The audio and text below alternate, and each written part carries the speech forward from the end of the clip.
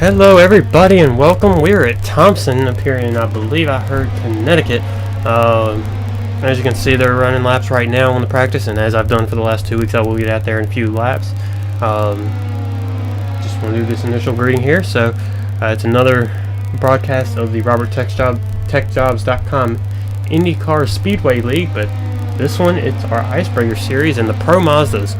So in a couple minutes now, I'm going to go ahead and hop out onto the track and show you all a few laps around. I don't have the best line, I know that for a fact, because I am currently, I think I was 14th on the speed charts. Yeah, right now I'm 18th on the speed charts. A few more people have turned out laps. Fastest lap right now, Robert Lacavara with a 17.405 second lap. I'm in 18th at a 17.817. Very few laps behind people, so that kind of gives you an idea about the difference between getting a little bit of a draft and not having one.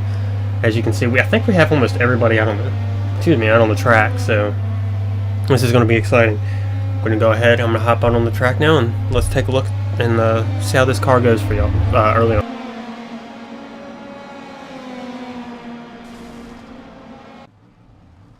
Alright, so the first thing I want to point out is the first lap or two, maybe a lap and a half, 2 laps, and I need to get rid of this real quick.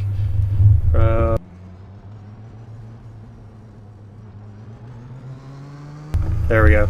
Alright, so the first couple laps, this car's going to be really loose, so I'm going to show y'all in the corners here. Hey, and that is Sam Cooper Bennett joining us up in the booth, I believe, right? Am I correct? Yeah, that's me. Sorry I'm late. I know, you're fine. I'm just getting on the track. As we can see, Alex pulling up on me. But the car is so loose that I can't really put much into it. And I saved it there, but not everybody's going to be that lucky on fresh tires, unfortunately. And now that there's no one behind us, I can get a little bit more freedom with where I run, almost. They wrecked there coming off 4. But now we're kind of in a pack here, so I can kind of put a little bit more into it. Let's see if I can get it up to speed now.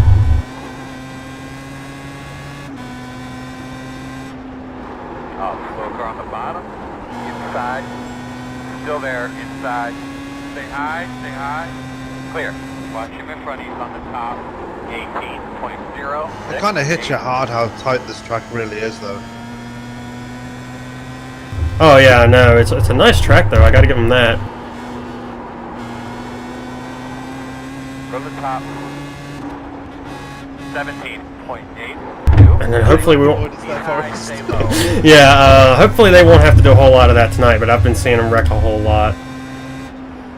Very strange seeing Mike Whitaker in the middle of that though. Yeah, one thing I will point out is I am actually downshifting in the corners. Not a lot of people are actually doing that. They're staying in 4th going around. I shift down into 3rd so I can get higher RPMs coming off the corner. Still there. Clear.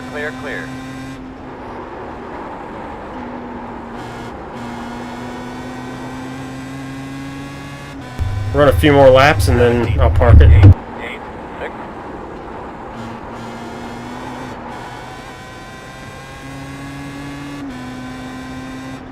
Did I leave the thing up on the screen? You're clear. The logo? 17.885. Outside. Clear by half. I do believe I left the logo up on the screen. I'm not sure, I'm not looking at the broadcast. 1 second.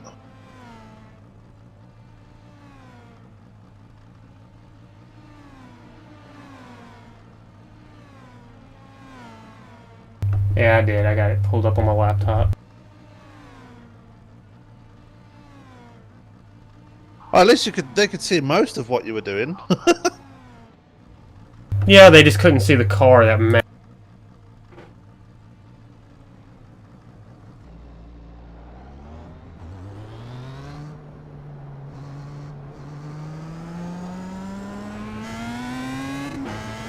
Slow on the bottom.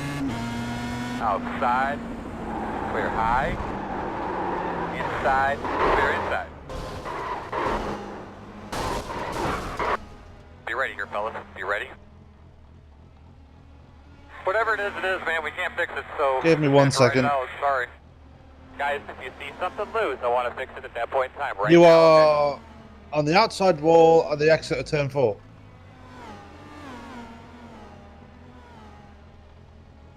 No.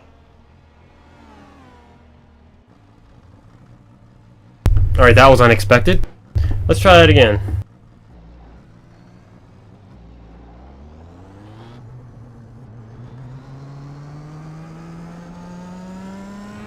I just seen Tyler Vickery bouncing down the front stretch on his roof.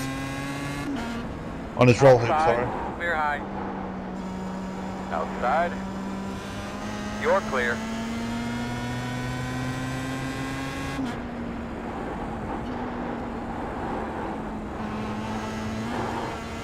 Stay up top, man.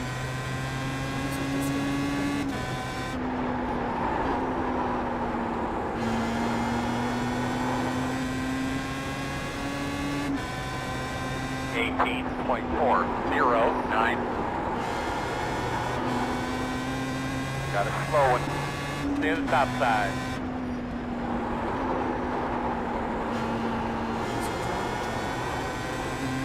Sorry about that, I pressed the wrong button. Outside. 17.875. You're clear, clear. Slow one on the bottom. Someone to keep an eye on is Ethan Glenn. He has been blinking really bad all practice. Outside. Yeah, it's been a running Clear. thing for the last couple of weeks now with him. 18.3. I'll be sure to keep an eye on it though, don't worry. Inside.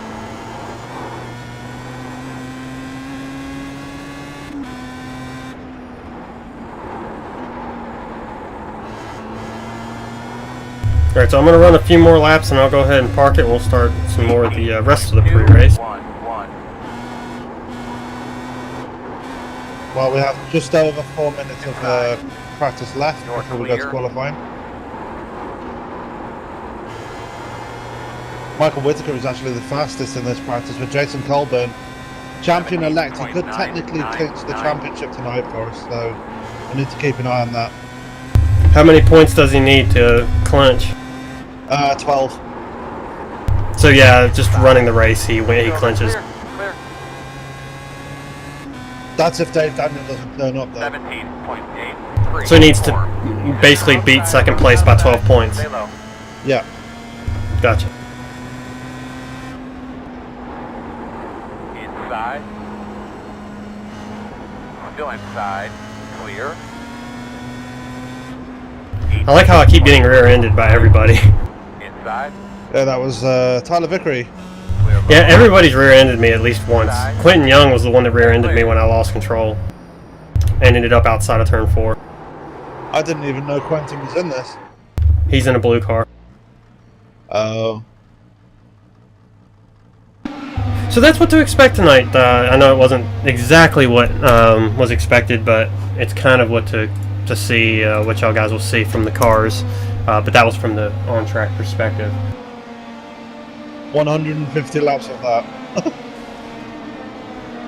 Which I think may be a little bit too much.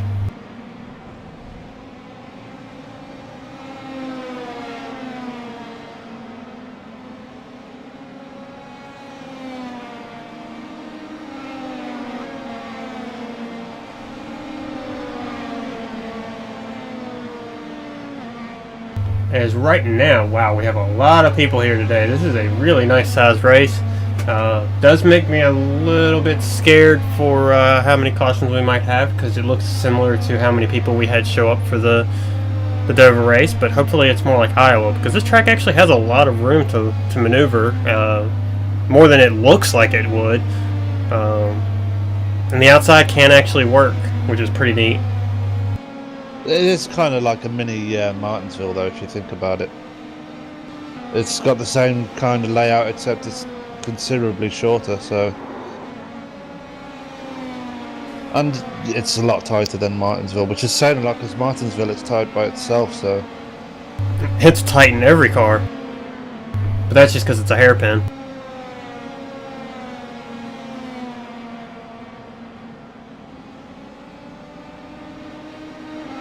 Yeah, I wouldn't say it's as tight as the Monaco hairpin, although it's pretty damn close. Well, Martinsville is a double hairpin. That's all it is. But yeah, Monaco is a tight track in general because you're just on the streets for that track. As right now, we're just watching Mike Whitaker go on the track. I think the grandstand camera I have is probably the best angle we're gonna have because we can see all around the track from here. We don't have, it doesn't move once. It's in one spot, and you still get a clear view of what's happening on the other side of the track when they're on the backstretch. Yeah, that's what I've got it on for spotting. So, but I need it for race controlling. So. And if y'all heard that, y'all heard that crash, y'all are going to be hearing that a lot, especially because as you saw, those first couple laps, it's a really, really loose car. So definitely expect to see some people sliding around. So basically, we're going to have a Richmond situation on our hands here, where the car's tyres are going to be extremely cold for the first 2 laps, and then they come to life on the 3rd lap. So people need to kind of keep it slow on the first 2 laps. It's pretty much like how these cars are on every track, except here the car is loose instead of tight. Because most of the tracks, the car seems to be tight until they warm up, and then it loosens up a little bit and feels good. Whereas here it's sliding and it's wanting to send you around, which is kind of unusual compared to usual. That wording. And as we head into qualifying here, and Michael Whitaker was the fastest of that session, and it just took away my results. Yeah, Jason Colburn was sitting in 2nd, so that's looking good for him in his championship run. Yeah, and it actually makes a pretty big difference on if you're in the draft or not. I mean, it's 0.4 of a second. It's not as big as some of the cars, but 0.4 of a second is definitely a pretty big difference at a track this small when it's only 17 and a half seconds averaging to get around the track. Yeah.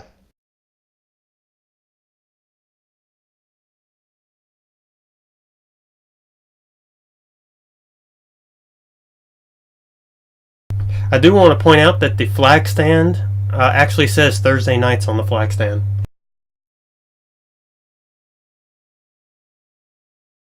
If you have it in the scenic camera, one of the scenic cams is looking at the flag stand and start finish line of Victory Lane, and it says Thursday nights on the side. That's pretty neat. They must have known we were coming. Yeah, they must have. There's, I believe that's Tyler Graff's pit crew there in the yellow NLR. I don't know who that is in the blue. That looks like the Buffalo Sabres, but with swords and a skull instead of the Buffalo. And then my pit crew sitting behind them, they're going to get very tired because now that practice is over, they're not going to be busy at all. Well, it's the king of short tracks himself, Ronnie Osmer, taking pole position so far. With a 17.537, yeah, I don't know how they're running these laps, I'm going to be honest. I couldn't run faster than a 17.8, but I guess... Whitaker taking over at the point now.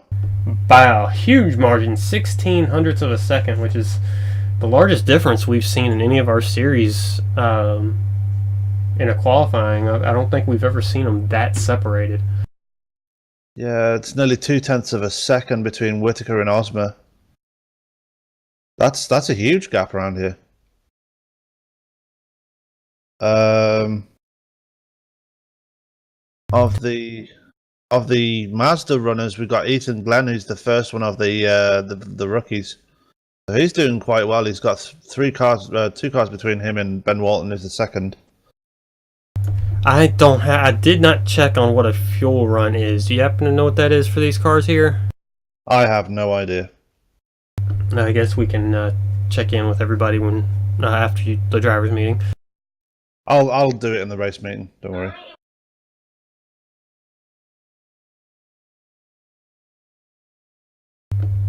Make sure to be clear about the pit entrance because this is a very awkward pit entrance. Where is pit entrance? It's like it's a 90-degree turn in the middle of 3 and 4. Okay. And there's no apron to drive on. You just have to be on the bottom lane, and then you just suddenly turn left. Go out and for a lap, just like drive around to that side of the track and look at the turn in so you can see what it looks like. I can't because I haven't got my wheel set up. So.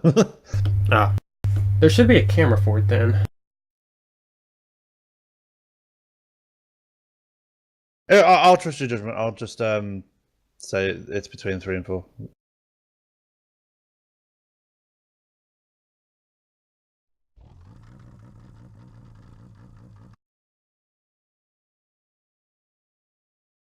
Are you starting the meeting? No, not yet. Creighton's giving me crap. He does know there's no talking until 5 minutes, right? Another minute before the meeting starts. Yeah, I thought there wasn't supposed to be any chatter.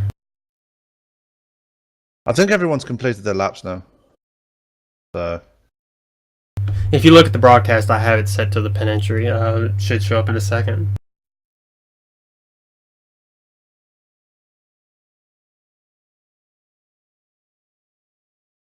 I don't see it yet. I'm waiting for it to pop up.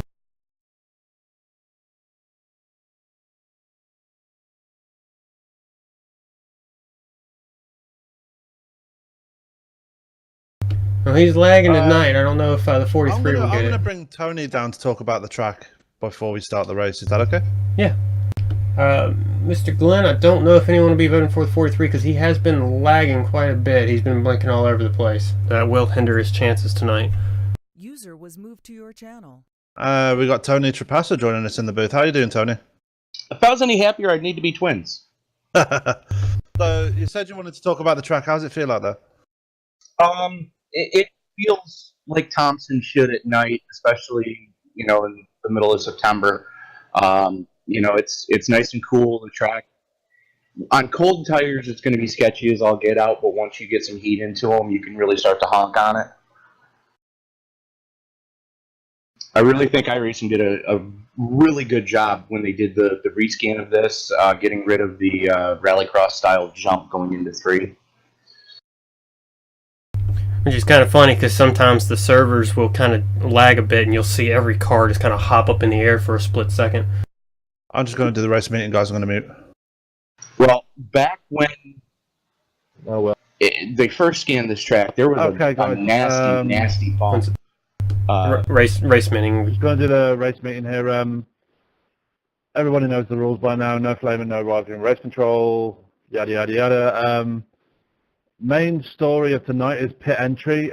Call your pits as early as possible because of how short this track is. It's 5/8 of a mile. Pit entry is between 3 and 4. So if you're coming into pits, go low as you're going into turn 3 and enter the pits in the middle of turn 3. Obviously no scrubbing tyres. And yeah, there's not really much else to say other than just have a good race and keep it safe out there. Okay, I'm back. All right, but yeah, no. When iRacing first scanned this track, there was a really nasty bump going into turn 3 if you weren't, if you didn't late apex turn 3, and by saying late apex, I'm talking have both tires to the outside of the strip of asphalt that they repaved. The front end of your car would completely catch air. You would lose all your steering, and you'd be along for the ride at that point. Hopefully, nobody was next to you when it happened. But they did a rescan of it, got rid of that bump, and this track is just. I love this track. Admittedly, I'm not the fastest driver at this track, but something about Thompson, Connecticut. I love this track. Yeah, I mean it's a good track to actually hone your short track skills on. I mean it's tight, it's not the fastest, but you can definitely pick a decent line around here and get a good run going. I called it a mini Martinsville. Am I right in that assessment, Tony? Picture Martinsville if they banked it, and that's pretty much what Thompson is. You've got some banking in the corner. Let me see if I got any information on that here. Nope. But yeah, it feels a lot like Martinsville. As a matter of fact, we've got the Martinsville setup in here, but you carry a little more speed through the corners because of the banking. But unlike Bristol, where bottom feeding will get you ahead, you don't want to be bottom feeding here because the fast line is actually with your left side tires on the strip of asphalt in the middle of the corner and your right side tires on the old pavement. That's how you really carry the speed. Or if you try to, basically late apex the corner and just barely get down so you're just above the grass coming off of 2 and coming off of 4, that seems to be a pretty decent line as well. All right. Well, I'm going to throw you back up because it's nearly time to go green. Good luck with the race, and hope you get a good finish out tonight. Real quick, I just want to thank you guys for doing the broadcast tonight, and again, thank Bill Roberts for all the support he's given to the entire Indy Speedway League, with the IRO5s, the GW12s, and of course with the Pro Monsters, which are in tonight. All right. Thank you very much, Tony. Have a good race, and we'll see you later. Thanks, guys. User was moved out of your channel. And that was Tony Trapasso joining us in the booth there, just to describe how the track is there tonight. So, Forrest, what are you expecting out of tonight's race? A lot of loose race cars and spinning.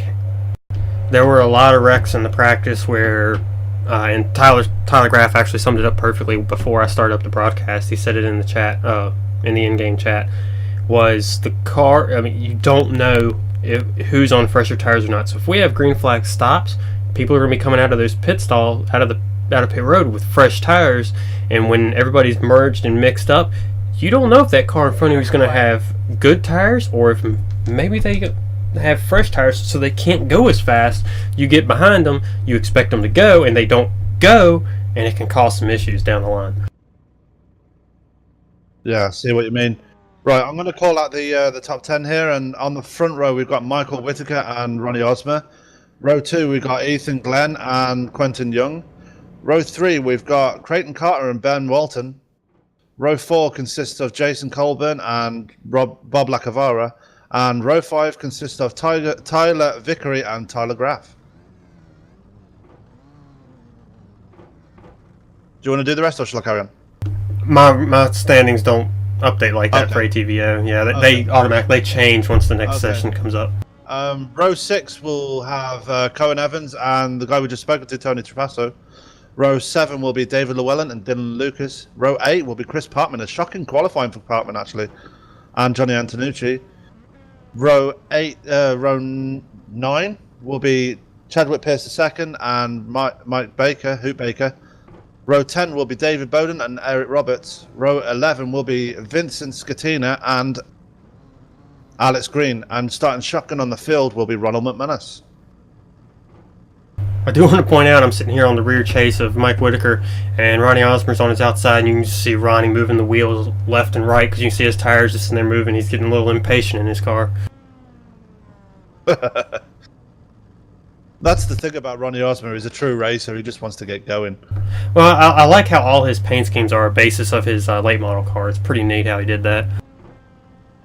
His real life late model, for those who aren't aware, Ronnie Osmer there in the blue car with the flames on the side, runs in late model. It is late model, right? Yeah. Because that's what it looked like. He's got it on his dirt late model as well. Yeah, he runs that paint scheme on those cars officially. He actually races out on real tracks. So, and that's the paint scheme he uses. Don't know if he has the Star Wars Rebel Alliance helmet that he races with, but that's what he has here in iRacing. Yeah, I think he might have just picked that one up off Trading Paints. And away they go for their pace lap. Pace laps. Less than a mile, so we have 2 laps. Which also means 5 laps of caution. So if we have 6 laps to go, if the leader crosses the line and there are 6 laps left, and a caution falls, race is over.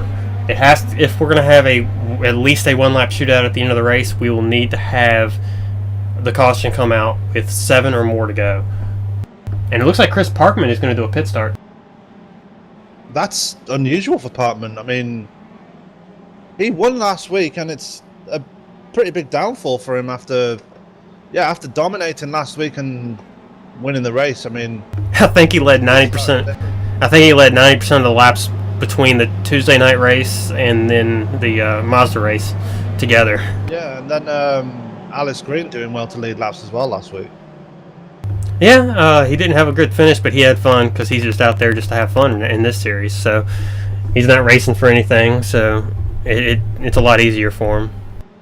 And I think Parkman's probably just doing a pit start because I think he's just trying to keep himself all warmed up and ready for when we pick up action again on the 17th with our DW12s at Las Vegas. Yeah, and I'll be in race control for that as pace car is off. And we see Mike Whitaker's going to lead him, and there we go. We hear the cars revving up. Here we go. As we see the and what does Tony call him? The fastest hippie.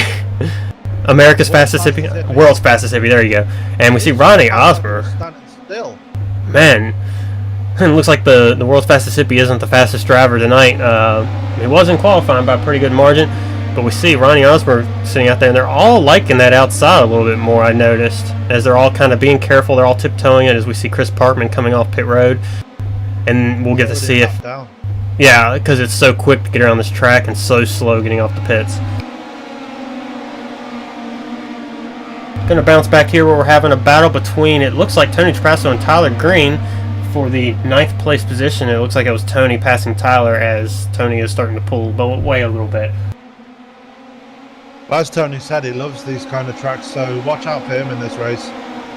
And we're up here at Jason Colburn and Robert Lacavara. Remember, as Sam said earlier in the broadcast, Jason Colburn, all he has to do is beat David Bowden by 12 points. And I hear someone spinning. And that's David Llewellyn.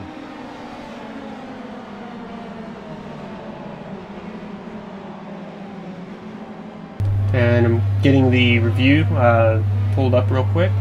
What number? Oh, he's 52. I always forget that because he's number 11 in our big series. In the big cars. Caution. Oh, sorry. He's on the outside of Johnny Antonucci. Loses control coming off turn 2 and gets into Johnny Antonucci's car. Looks like he just lost it. That's kind of unusual. I haven't seen the cars do that before. Unless the tires are fresh.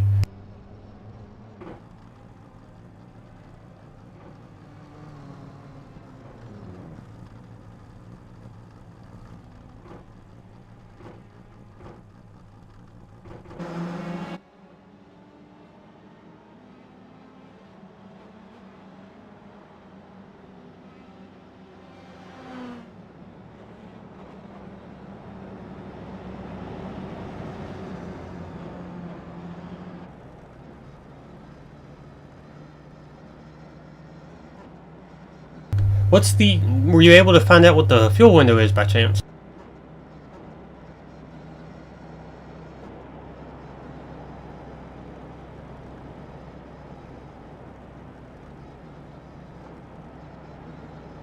Tony just informed me it's about 35 laps. So that's a 4 pit stop race. That's going to be interesting. It's about right. That's about what our big cars are. They're about 4 to 6 pit stops a race. The DW12 is always a little bit more since they have a smaller tank, and there were cars floating going through 1 and 2 there. Or is this 3 and 4? That was 3 and 4. That is one of the interesting things I've noticed about this track. It seems like the connection just has it so cars will float. Like the other cars will float. Yours will still be down on the track for you, but everyone else will seem to hover by a few inches off the track.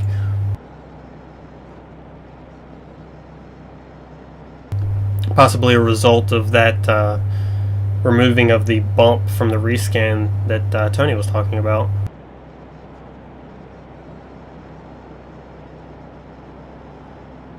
And there goes Whitaker flying for a little bit again. Kind of fun to watch. Sorry, I was dealing with in-race stuff. Oh no, you're fine. It's expected for you to be quiet because you're race control. So that was actually on David Llewellyn. There wasn't actually any contact between him and... There was, but it was he spun and his left front went in. He started to slide and he slid down into Johnny, but I don't think it affected Johnny on his end. Yeah, I called it a self spin because he did it by himself. Yeah, it's definitely a self spin. And we're on 1 to green, okay. And it looks like Ronnie chose the outside line. I told you we were going to have one that was going to do it, didn't I? As he guns it in the middle of 3 and 4 and gets a huge jump as we go down into turn 1. And we go down here to the rest, and it looks like Ethan Glenn had backed up. Did he have to back off because of his connection? Yeah, I That told him brings to back things off. up, guys. Your blower, they're going to drop down some oil dry here, I'm sure. Who was the cause of the caution on that one? That was caused by Ethan falling back.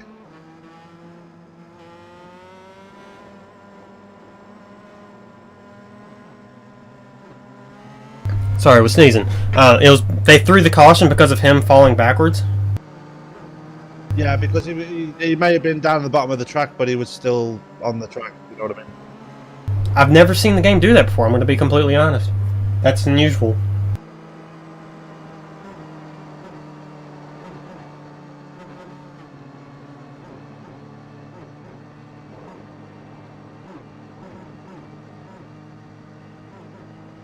It'd be neat if we were able to control the caution throwing on our own.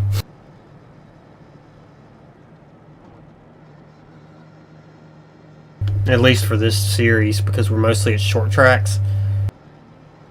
Yeah. As we see. Next week we're going to Milwaukee, so that's a bigger track. Yeah, it's a mile. One of the larger tracks this series runs. And then in 2 weeks we actually go to the finale at Indianapolis. Which is the biggest track. Oh. Wait, no, we 2.5 miles. run the boot at Watkins Glen, right? No, we've already done our. Yeah, but it was with the boot, right? No, we're going to Indianapolis next week in 2 weeks. I know. When they ran the Glen, it was with the boot, right? That was last season, but this season we went to Lime Rock. The schedule I had said Watkins Glen. Yeah, they changed it last minute to Lime Rock. All right, I'm not going to broadcast this anymore if they're not going to keep the schedule straight. I'm going to be honest. That's already gone now. So we'll just move on to next season. Probably going to put. I'm going to try and see if we can put Watkins Glen back because that was such a fun race last time. It was maybe for the people actually on the track. For the broadcast, that was a fairly boring one. I couldn't make it through all of that. As a matter of fact, I don't think I did.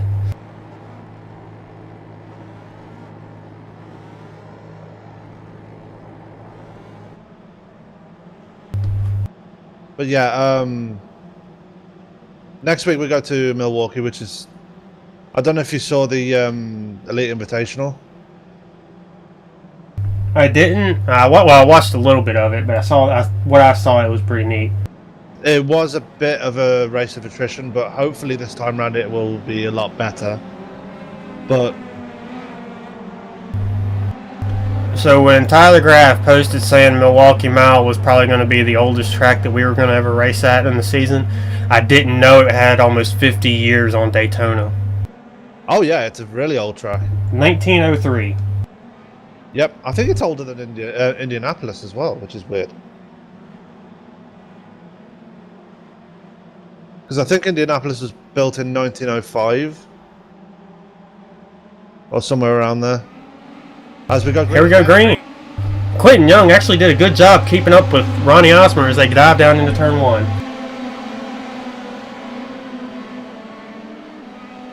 Yeah, Milwaukee Mile is roughly 6 years older than Indianapolis. 1903, 5 years, 1903 to 1908. As Ronnie keeps the lead, and he's running way up there on the outside, going through the corner. He's probably doing that to keep his speed. As we go back here to Whitaker, where he's battling for position with Creighton Carter and Jason Colburn, probably the tightest battle on the track right now, other than Tyler Graff and Ben Walton side by side for a second. Vincent's Katina that's blinking now. The 17. I just had to give him a warning.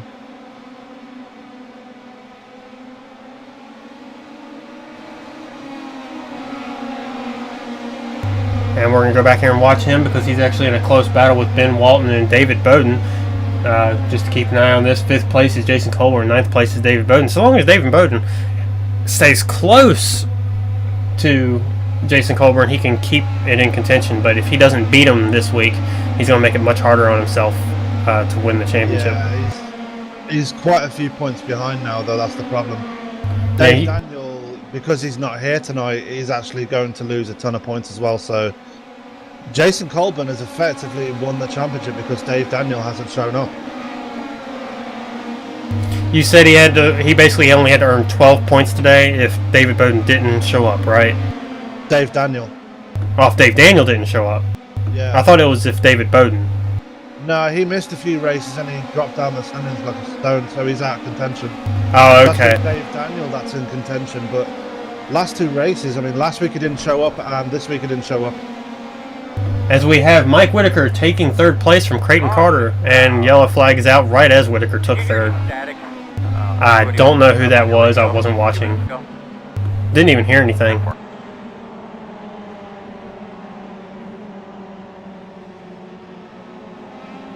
If I had to make a guess, it had to revolve around Johnny Antonucci.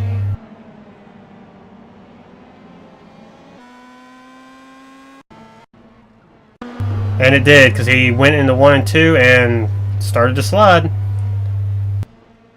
And he just slid into the grass. Self-spin.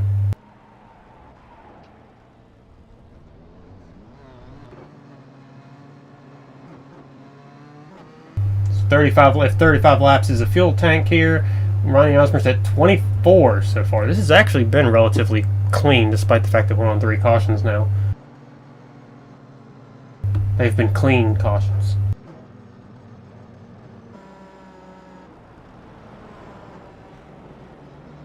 Who did you say that was again? Johnny Antonucci had a self-spin going into 1 and 2. He spun into the grass and just stopped there. I figured it was him because I saw him right there in front of Ronnie Osmer before we could figure it out. So At the same time, did you see the car flying over the wall? there was a car flying over the wall? Yeah, it was hit by David Bowden, and he just literally went over the outside wall. Oh. It was at the same. It was literally right on the outside of Johnny Antonucci as he was spinning.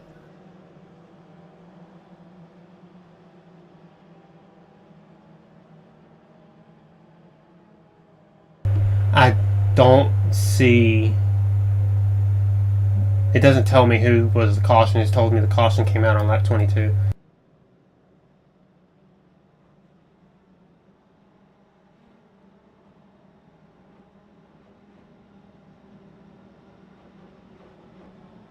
But I'll go watch David Bowden for a little bit.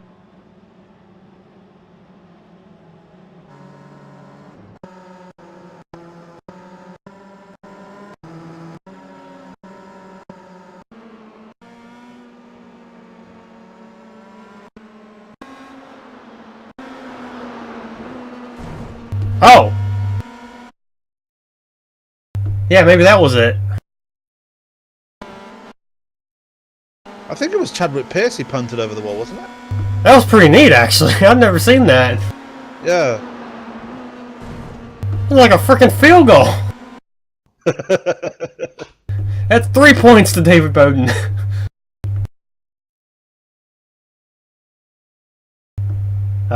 Maybe.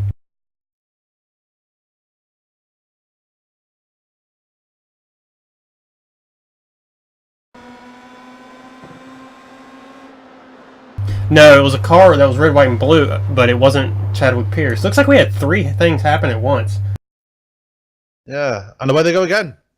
Be ready, Oh, shit. flag. I mean, Oh, shoot. yeah, I gotta figure out how to add in a post thing bleep. Don't worry, I've heard worse. Yeah, but we're supposed to keep it PG-13. That was my thing. That was my rule, and I just broke it. As we are green now, sorry I was reviewing the, trying to find where the actual accident happened, because so much happened right at the same time. It was like 3 separate things happened. Caution, debris.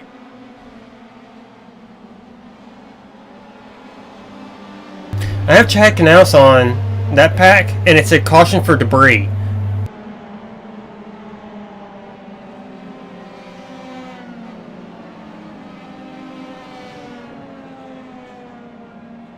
What really happened there? I really don't know. Anybody in the race know what happened?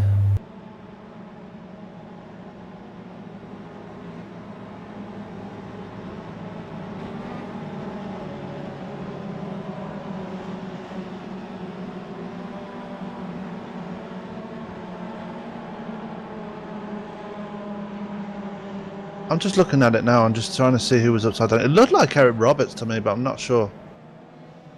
Oh, there was someone that was upside down?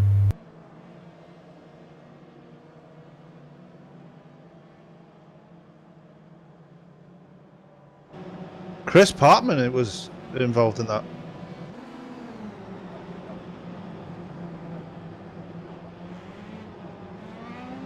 Blimp better.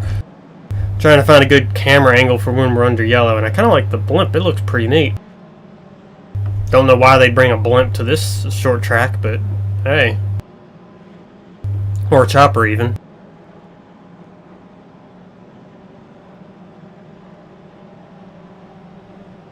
So that caution was brought out by Chris Partman hitting the outside wall and rolling in his car. That happened a lot. Coming off turn 4, I tried when I was in practice before the official session opened up, the one that Alex sets up for everybody. Telegraph was on my inside coming off 4. I was trying to keep it up high. I tapped the wall. I literally just turned my car to the right to try and hold it up and try and hold it against the wall, but the car would keep bouncing off, and then after the third time it actually just rolled over in the direction of the wall. It's just like smack, and then flipped. Very unusual. I wasn't expecting that. Although these cars are very easy to flip, though. They are very light. I dare say I've flipped them a few times myself. As Tony likes to say, thank God it's a simulation. Oh yeah, most definitely. Because he got... After Partman rolled the car, he actually got punted by Hoot Baker as well. So... Man, poor Hoot. He can never catch a break. No, he can't.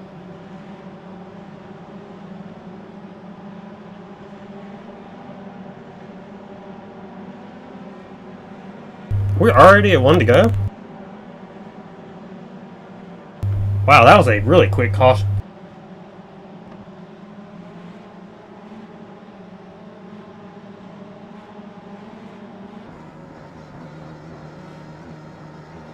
Gonna put us along Ronnie Osmer here as we go green. As we watch him going through 3 and 4, see him going about 45, and then he's flooring it as you see him his miles per hour jump up as he got back into the throttle. And by the time he gets back to turn 1, he's at 115 and slows down to just under 100 miles an hour before getting back into it again, a little bit past midway of the corner. We'll stay on board with him for a few more laps as we run around. And how you doing in there, kid? I can't do this again, man. I can't do this again. They're going to need to calm down.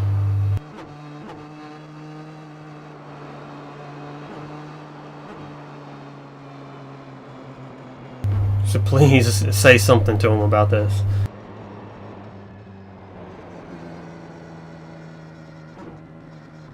Also, what was that one so I can bring it up on broadcast?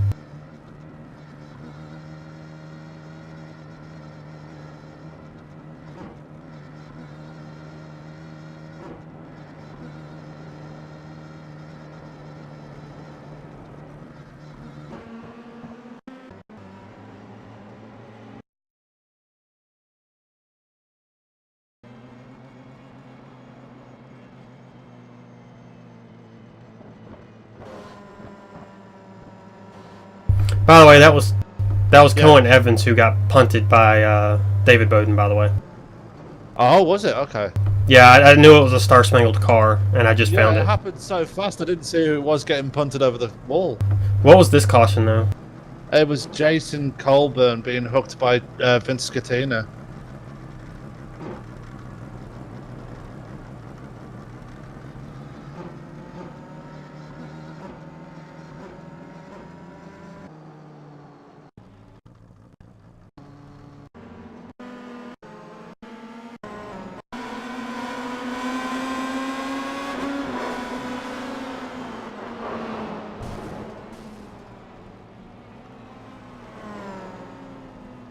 Yeah, if we keep if we keep having a caution every couple laps, I'll stop the broadcast because I can't go for 2 hours tonight.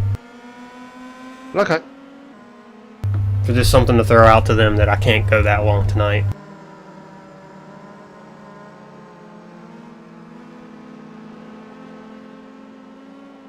Mostly because I don't have the patience, and you can probably hear it in my voice, as can everyone probably watching the broadcast. Yeah.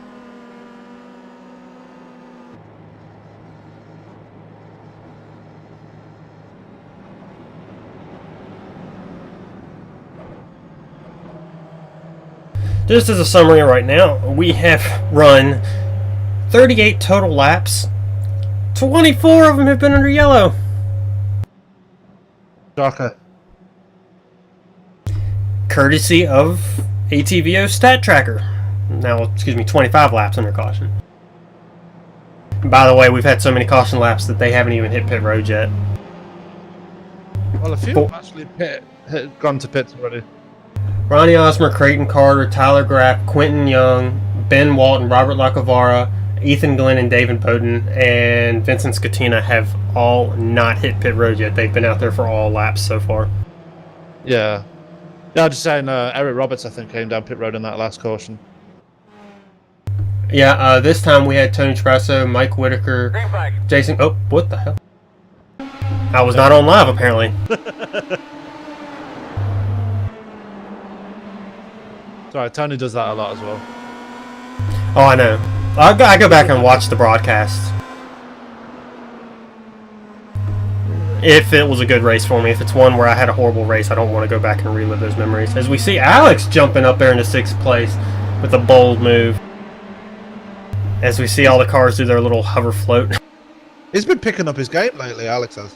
Well, he's really good in these cars. He's learned how these cars handle, which will benefit him when the Invitational comes around again at the end of the next Iowa 5 DW12 series. Yeah.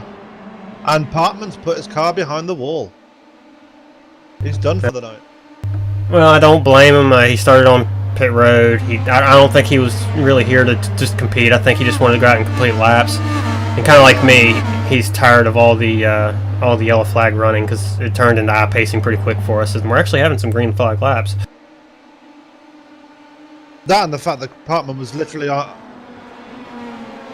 I guess this would be something to point out while we're in the middle of the broadcast here, since right now we're just trying to wind down the laps to the end of the race. Have the Triple Crown races for this season been announced for the two series? Not yet, but we will be getting with Alex and Bill soon to see what they are.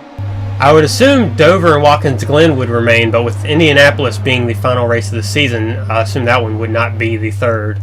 Probably Milwaukee. Watkins Glen, Milwaukee, and Dover would be nice, because Glen and Dover, two of them was pretty nice. Did I just see someone in the wall? Yep, car flipping in 3 and 4. I think it's Robert Lacavara.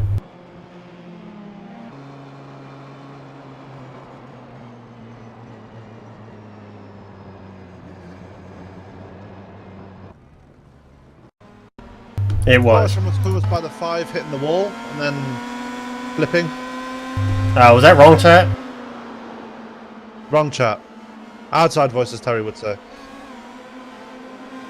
Yeah, there's that tiny, like 1 foot wide strip of rubber on the outside of the track, and he hit that in 1 and 2, lightly tapped the wall. Then when he went into 3 and 4, he couldn't keep it off the wall, and it just went up there on him. Just a series of unfortunate events for him. At least we got some good. At least we got some green flag laps in then. Yeah, we need it to be a little bit longer though, just a little bit. Ronnie's pitted. He has. We only have 4 cars who have not pit now. Tyler Graff, Creighton Carter, Ethan Glenn, and David Bowden. I can tell you for a fact, Tyler Graff and Creighton Carter are on the same pit strategy. They almost always assuredly will be on the same strategy. And I'm keeping a very close eye on Ethan Glenn in 3rd place because of his blinking, you know. So I'll be watching him very closely.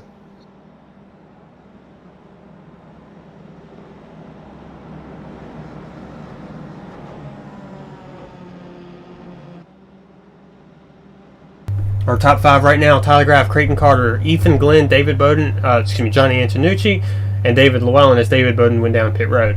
Rounding out the top 10, Ronald McManus, Tony Trapasso, Mike Whitaker, Eric Roberts, and Ronnie Osmer. And so far out of the race, Chris Parkman and Dylan Lucas. We still have 21 cars out on the track with 16 on the lead lap. Robert Lacavara is the first one lap down. Vincent Scatina is a lap down and 18th behind Lacavara. Cohen Evans in 19th, 3 laps down. Mike Hoop Baker 3 laps down in 20th. And Chadwick Pierce II is 4 laps down in 21st. To give an update on the lap down cars. They don't always get much respect. The new rule where the leader gets to pick which line he wants to start in is actually coming into play in this time round. Yeah, He's picked the outside line for this restart. yeah. Alex was very believing that the leaders would always choose the inside line with that rule because I believe we now have it in the RF5s and DW12s, correct? Yeah, we got it in all 3 series, and Yeah. Tyler picking the outside line. Yeah, and I think last week you were saying that you thought that every race that these cars are going to run at, that inside line's going to be better, and all tonight we've had it, and oh my God, Creighton Carter, he backed off because he can't beat Tyler back to the line, but he was beating him back to the line. Yeah, that inside line is way better than the outside, but Tyler soon took that first place back again. Well, I think what it is because they are teammates and they're in the same channel on TeamSpeak. They're on the same communication channel. He was able to tell Creighton exactly when he was going to gun it, so Creighton could get going too and keep second place. Yeah, I see what you mean. We do it in NIS all the time when we have a group of us together. Alex and I did it a couple times at Talladega. Whoa! Antonio Trapasso getting very close then. Yeah, everybody's kind of... Well, there is a bunch up back there.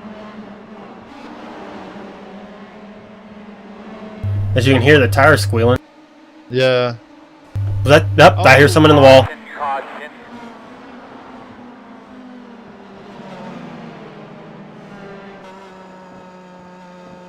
Alright. Just a second. I want to issue them a challenge. After you get the official calls and you're relaying it to them. We are currently at 7 cautions. If we can keep it below 10 before the halfway mark, that would be nice. Forrest, look at the replay of Chadwick Pierce and tell me what you think. Alright, I gotta find his name because this list has no rhyme or reason to what it does.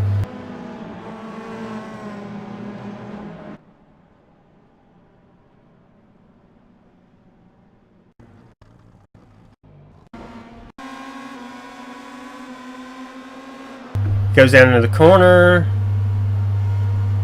I don't see anything, and what the hell just happened there?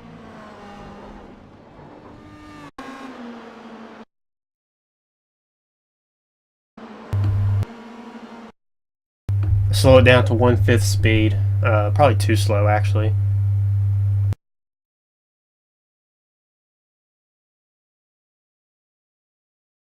Yeah, that's the worst netcode I've ever seen. Yeah, that was only netcode, but still, it's still another caution. So yeah, just less than 3 cautions in the next 19 laps would be nice if they can do that, please. We're a third of the way through. Yeah, I just want to have us at fewer than 10 cautions before halfway. So just 2 more cautions in the next 19 laps at the most would be much appreciated. As we see them going into 1 and 2. It's pretty neat how Scatina did his front wings there. One wing is the Italian flag, the other wing is the American flag. Yeah. And Johnny Antonucci at front. And I think everyone else has pitted and they've stayed out, possibly. he's at 26 laps. David Llewellyn's at 20. If you watch it in slow motion, and if you have the broadcast up, you can see it. It's going to pop up in a second. He actually goes helmet first into the wall. I've seen bad netcodes, but I've never seen a car flip by itself like that, ever. Watching it at 1/5 speed, you can actually see where Scatina is slowly drifting up the track. So it was one of those situations where it would have been inevitable, but that was way too far apart to say that it was going to happen. It looked like it was inevitable, but it was unsure that it actually would happen.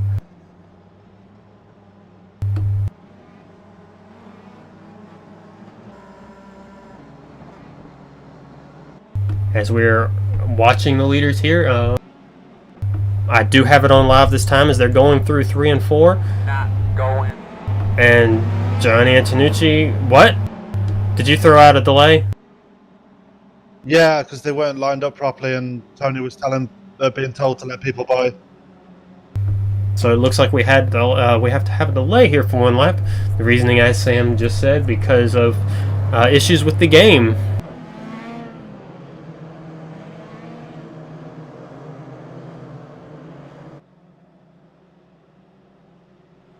One thing I'm glad to point out is I've noticed this week I have not had any dropped frames. I actually had some last week, which was kind of unusual. I normally don't have dropped frames. As here we go, about to go green this time. No delay this one as we go green with 60 laps complete. Johnny Antonucci guns in and gets a huge start as he gets back to the start-finish line with David Llewellyn behind him in second. As we're back here watching the battle for about the middle of the pack, where it's Ronald McManus, Quentin Young, Alex Arena, and another caution. Creighton car. I hope that's not the same glitch again, because it looked like his car flipped.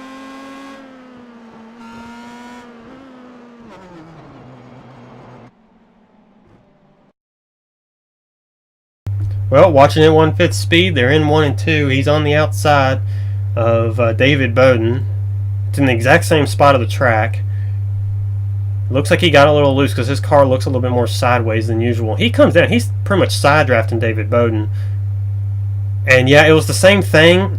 So I think it's a bounding box thing, which he was coming down the track towards David Bowden. And David Bowden, of course, coming off the corner was drifting up a little bit.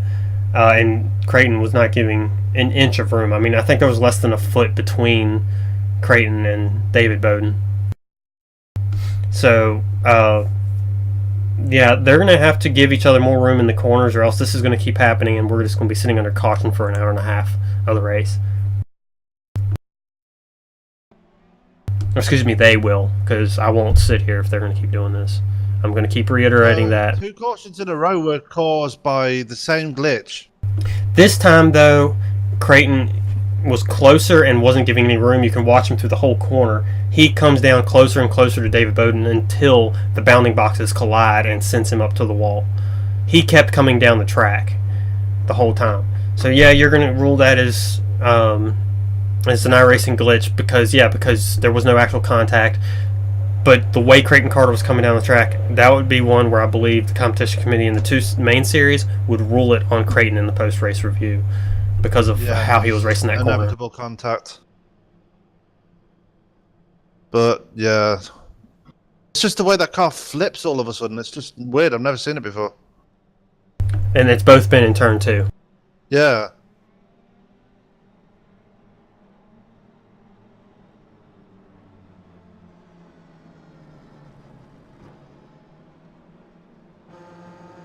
And the thing is, that's just the way that Creighton races. He does it in the IR5s and DW12s too. He does not give you any room. He crowds you all to hell. He did it at Talladega last season in the... I think it was... Where was the one I finished second behind Tyler? Was that the IR5s? Yeah, because that's the series that Tyler won the championship. Up until the last lap, I think we had, what, a 6-lap green flag run at the end of that race. And it looks like Johnny's going to pick the outside again. And I was hugging that yellow line all the way around the track, and he was complaining to me because I wasn't giving him any room, but yet he was down in my lane all the way around the track. Yeah.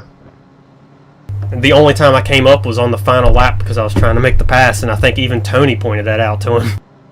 I think we have just crowned a new champion. David Bowden has put his car behind the wall. I do see that. So now, while it might mathematically be like that, yeah, we can't officially crown him until the end because if he misses the next 2 races, it can still be someone else's championship as we go green. And look at Johnny went so quick that he pulled Mike Whitaker with him up into 2nd place. Yeah. Yeah, Ronnie got a hell of a wide line coming through turn 2. I don't know what caused that. As we're back here watching Ronnie Osmer, Alex Green, and Tony Trapasso and Ronnie Osmer got together. Alright, save your stuff, save a little fuel.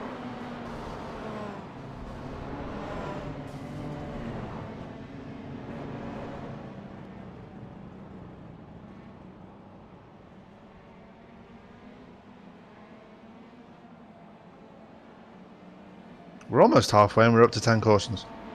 That was number 9. Okay.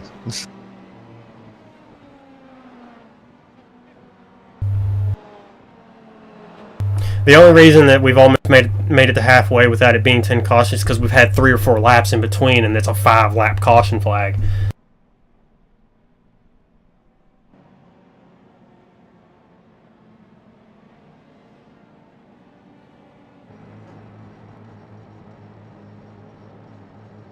We've still spent more than half the race under yellow, which is worse than Dover. We're currently at 41 caution flag laps. We've only completed 69. And that caution was caused by the 22 hucking Tony Trapasso. Ben Walton. It just got on his outside and just hooked him.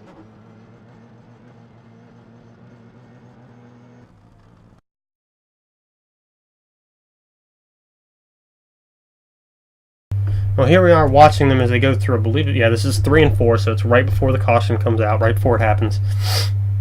And let's just see what happens from the rear chase of Ben Walton's car, because he's coming down the track. He's not on the outside of Tony yet. Yeah, that was a factor of he didn't hook him. That was Tony coming up the track and Ben Walton not having situational awareness and backing off, realizing that he couldn't fit that car in there, and he tried to fit it in there. So technically Tony came up into him, but Ben Walton should have known that he wasn't going to have enough room to fit in there. Yeah, but with all this happening though, this is helping Johnny big time. He's led a lot of laps now. I'd be so happy if Johnny won this. Yeah, he deserves the win. There are a lot of people in the league that deserve a win that haven't won yet. You? Not counting myself. Not counting myself. I deserve one. I know that because of how some of my races have gone. Because I've been right there on the cusp and haven't gotten it because of a mistake. But I think there are people in this league who deserve it more than me. Like Johnny. I'm blanking on some of the names.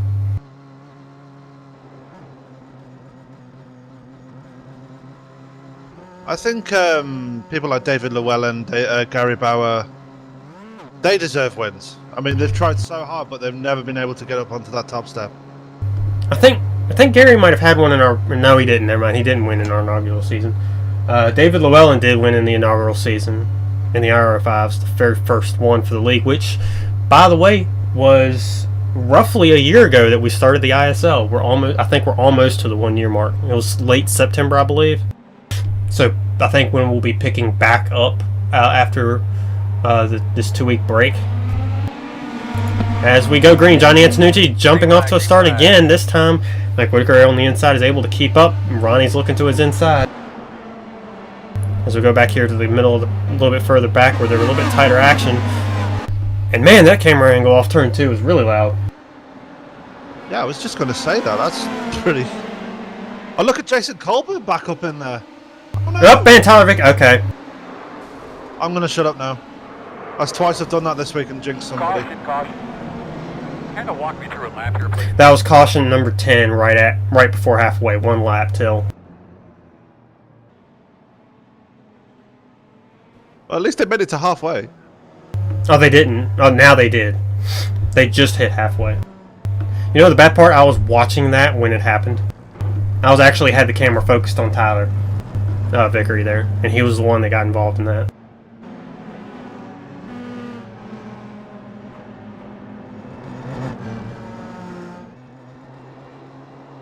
Because we were focused on it, I don't think we need to go back and review that one. That one was pretty obvious. There was contact.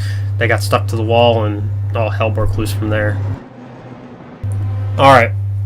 So if they can have the next green flag run last at least 10 laps, that would be very much appreciated. If they can't do that, I'm going to have to call the broadcast early, because there's no way in hell I can go much longer than this.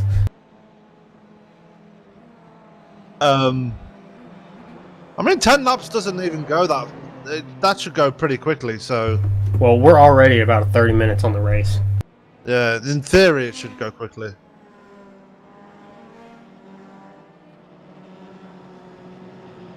17 seconds a lap, 170 seconds, so it's just under 3 minutes. That's all I'm asking is just a little less than 3 minutes of green flag laps.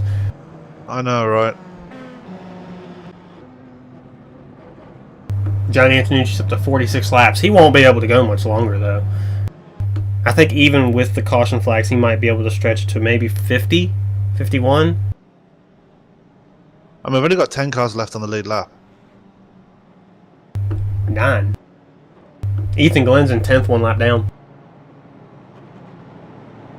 It is definitely 9. It's Jason Colburn in 10th lap down now. And David Llewellyn's about to go lap down. It hasn't updated for me, so I gotta wait for it to update. It's updating now. Still says Ethan Glenn's in 10th for me. Tyler Vickery is in 9th place. Last on the lap, he went down the pit road and got it off. Yeah, I've just given Jason his EOL for that instance, so he'll have dropped down now. He'll drop behind Cohen Evans and Vincent Scatina, I think. I don't know how Cohen Evans is still running after hopping over the wall like he did. And the magic of simulation. I know, right? He actually went over and he landed on his wheels before the game kicked him to pit road for going out of bounds. He landed that car. That car didn't land upside down. He landed on the wheels. So we'll be going green 80 laps into this with 80 laps complete. If they can make it to lap 91, which would be 10 laps because we'll be on lap 81 when we go green, I'll keep going a little bit longer. But if they can't, I'm going to have to call it off since it's already 10 p.m. Which I know it's 3 a.m. for you. And we go green. Johnny Antonucci jumping out. It's 3 a.m., right? Sorry? I'm doing the math right. It's 3 a.m. for you, right? Just before, yeah, it's 2:56. Yeah, just want to make sure it was 5 hours like I was doing. Because I know Germany is 6, so that's what I was adjusting from. And, oh! Why is there no cost? There it is. Yeah, but I'll leave this one on you. If you want to stay out, we'll stay out. They made it 1 lap.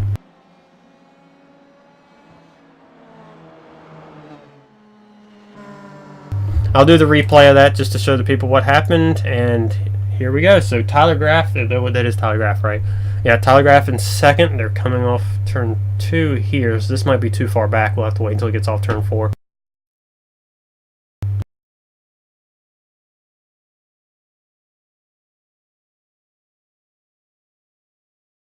We're actually at 50 minutes on the race, and we're just past halfway. Which would make the race be almost longer than some of our IRO5s and DW12 races. We've had some of those finishing an hour and a half. And here they are through 3 and 4. There's a pretty big amount of space between Tyler and Johnny here. I wonder what happened. It was just a blatant. He got too much speed coming off the corner and hooked Johnny. Well, we're watching it in 1/5, 20% speed. Yeah, he just got the rear end and got into the back of him. And then ramped over him. Oh my. Man, I wonder if he felt like he was in his go-karts there, because didn't he have that happen in one of his go-kart races? I guess it's kart racing, he wasn't in an actual go-kart.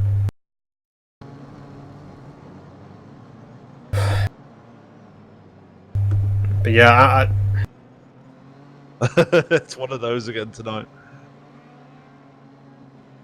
I told you, get your painkillers and water ready. This is going to be painful. that's not why I have to stop. At the rate they're going, I have to stop because I still have to work in the morning and I can't stay up late. So I know what you mean.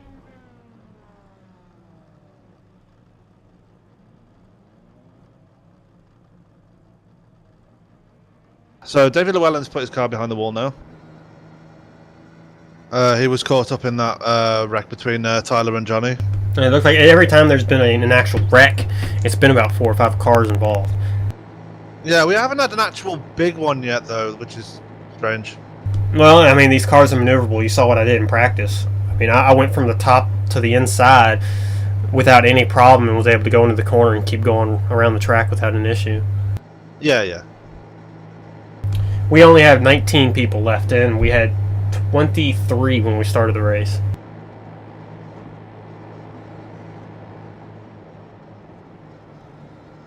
Eight cars on the lead lap, Tyler Graff being the last one. I assume you gave him the EOL, which is why I only have a dash. Yeah, because I only have a dash for how far behind he is. I'm going to go against my own word here and let him go one more time and see what happens. One more chance. For the sake of the viewers. I know I'm being a very poor broadcaster tonight, but I had a longer day than you expected at work, so... Real life stuff comes first, man. I don't blame you.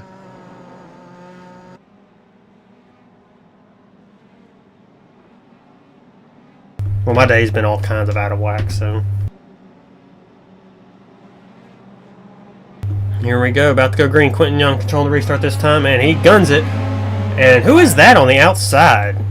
Is that Alex Green? That is Alex Green. And it looks like he's going to take second place as we go down into 1 and 2. He does. As we go back here and we're watching Eric Roberts, who has left pod damage, which is probably slowing him down tremendously right now. He was caught up in that last wreck, though, so don't blame him for having a bit of damage there. He probably isn't aware that he has that side pod damage then. If you haven't already called it, make sure that he is aware he does have damage to his car. As we see Ronnie looking to the inside of Alex Green as we're in 3 and 4. Goes all the way down. Oh, that was 1 and 2. No, that was 3 and 4. Goes all the way down to the bottom, but could not clear him. Because like I said, that outside line actually has a lot of speed. But you have to pass on the inside. It's kind of like Bristol when they were in the middle of trying to get the track readjusted, and oh, tight fit. Ronnie Osmer trying to get it in there close to Alex, but no contact, no crash. As I have the tires turned up, so you're hearing that squealing of the tire, the rubbing of the tires through 1 and 2, and he goes to the inside of Alex off of turn 2. Looks like he's going to clear him going into 3, but he has to slow down. He gets speed, and he's able to make the pass. As Quentin, there's that new feature now where you can turn the tire sounds up. Wow, Quentin Young, because of this racing, is now up to a 2-second lead on Ronnie Osmer. We have not seen that since like last season on a broadcast where someone's gotten out to a larger lead. Bob Lacavara in the grass is just taking a pit side though, so green flag stays out. I do want to point out that Ronnie Osmer's actually been catching Quentin Young. Oh, we've got Ronald McManus spun into the infield.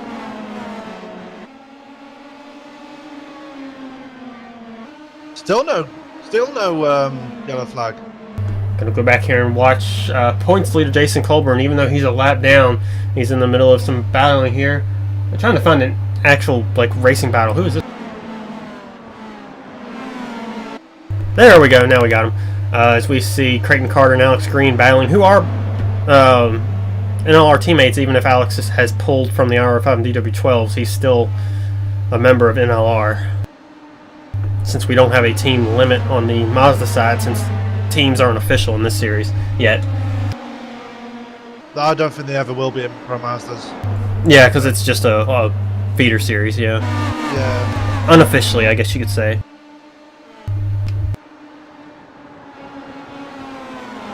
And right now, Quentin Young's lead has shrunk down to only 1.3 seconds. As Ronnie is slowly reeling him back in as we go around the track. And this is what we need. We need these guys to go... And there it is. And there it is. We actually went longer than 10 laps this time, though. No, we didn't.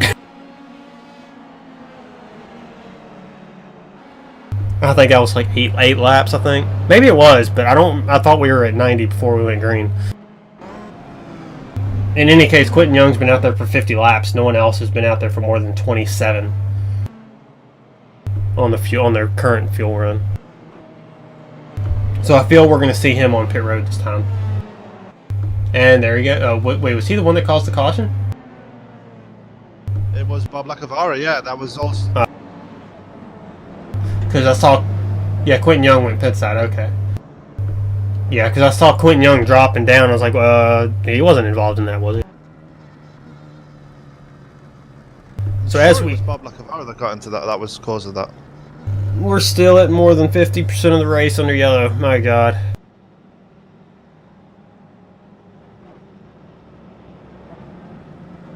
I'll keep it time based. I won't base it on how many cautions we have. If I get to bed before 11, if I'm able to get off of here before 11, we'll go by that, because that's when I want to go to bed.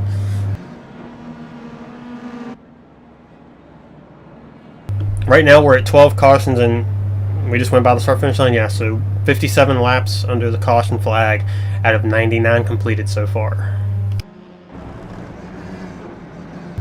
And here's the race summary with 99 laps completed, 51 to go. We've only had 4 lead changes, but it's been exciting pretty much everywhere behind when we've been green. So as we complete lap 100, we are 2/3 of the race in.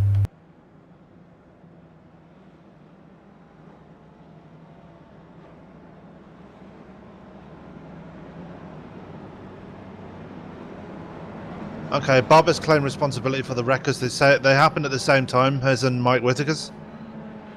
So Bob, unfortunately, has been asked to park it because that was his second incident. And if I was in his shoes for this one, I wouldn't mind, because it'd get me out of this wreck fest. I would be perfectly fine with that. I mean, being involved in one wreck and then having another one where you're not sure if it's you, but you're willing to take responsibility because, hey, I mean, it's been a caution fest. You need to get your ass some rest. Well, Mike put it, Hoot put it actually the best way. He says, "And for all us rookies, that's how you do it. You man up and race. Or that's how you man up, or something like that." Yeah, and that's one of the things that the series is for, is to teach new members the league rules, or people who just want to run this series. There are people running this series that don't want to run the big cars, like, who was it? He's for NLR. Nate Dean. He's with NLR, but he doesn't want to run the big cars. No, as we're going. Last week. We actually discussed that last week. Here we go. Ronnie Osmer jumped out to a lead with Tyler Graff and Alex Green behind him, pulling Tyler Graff with him, as Alex is, of course, giving him room, his teammate there. And for NLR, even though Creighton Carter's listed as owner, Tyler Graff is essentially the founder of NLR for the ISL. But he wrecked, but there was no caution. It might have been someone lagging, because when they lagged, sometimes, like Ethan Glenn a couple times early in the race, when he did, his car would glitch up into the wall and smack. Nope, there are 2 cars going slow in 3 and 4. Yep, there they are. They did wreck, and there was no caution. That is unusual that we actually have a real wreck with no yellow flag. That looked like Hoot Baker and Ronald McManus. It did, yeah. I couldn't identify him as we went by, but yeah. I don't want to jinx him. So, what happened to Ronnie Osmer? That gives Tyler Graff is now in the lead. Ronnie's out of fuel, I think. Really? Wow. Unusual. And it's NLR 1 and 2 because Creighton's just passed for second place. I take that back. Creighton's in 11th place. I was gonna say. It's Tyler and Alex right now. Alex is still in NLR. He's just not in NLR for the IR5s and DW12s. And he's just lost the position to Vickery. Yeah, I think his tires are starting to get to the end of their lifespan, because he's 24 laps on the road. Tyler's out there for 29, so his are actually a little bit more worn, but he might know how to save these tires a little bit better than Alex does, because Alex is always good at the beginning of the run. Yeah, Creighton Carter is smoking these guys. And he's been out there for 37 laps. There's been a wreck on the front stretch, but still no caution. And was that Tyler Graff that just went spinning? Tyler Graff out for the infield. Because his teammates slowed up, so he had to react, and when he did, his car just went to the inside. And there's the yellow. Did you have to throw that, or did it actually eventually throw it? By the way, that was iRacing that threw that. By the way, that actually gave Creighton Carter just fought for one of his laps back. He actually just got a lap back by passing the leader. We don't see that often in the ISL, guys, folks. We don't see that very often at all. As I am pretty sure we're going to see Tyler Vickery and Alex Green come in this time. There goes Tyler Vickery. And if we keep the pattern of cautions going the way we are, those two might be able to make it to the end. And Ethan Glenn just put into our chat on the broadcast that the 43 car is out of the race. Yeah, his connection was bad. I actually asked him to park it. because of his connection. It was just blinking all over the place. Yeah, his dad was in there too. I believe that's him. That was saying it, that he was watching the broadcast before the race started. I think. I'm sorry that I had to ask him to park it, but we can't have people blinking like that through the race. And Yeah, he is aware of that. Yeah, because when I told him in the practice session, he acknowledged that he knew it was. He acknowledged it and accepted that it was messing up. So. yeah. Hey, he shows up. He's getting some valuable lap time, some valuable practice out there running laps. That's all. This series really needs right now.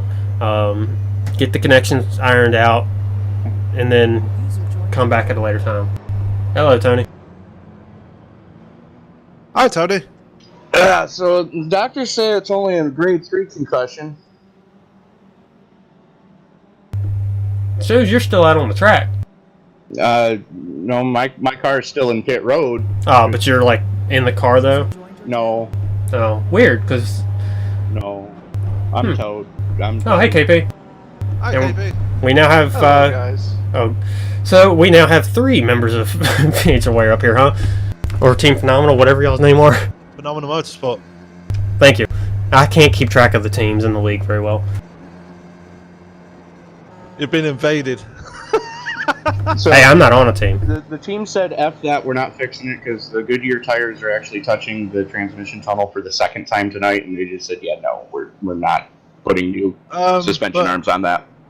Guys, we're actually crowning a new champion tonight. Allegedly. Mathematically, Dave Daniel didn't show up because Oh. mathematically, if Jason Colburn can make the next 2 races, all he has to do is start the next 2 races. He doesn't even have to finish. He could run 1 lap and then park it, and he would be the champion. I don't Fair think enough. he even has to start. Does he have? He's going to gain more than 20 points over the next one. So. How big will his lead be after tonight? Just an estimation. Um, Will it be more than 80 points? Okay, then yeah, he'd be fine. Because he'd lose at most 45, I think, with bonus points. If someone won the race, led the most laps, and had a clean race. Actually, I don't think we have the clean race bonus point. As Eric Roberts is about to lead him to the green, he has a damaged car, so he's not going to have a whole lot of speed.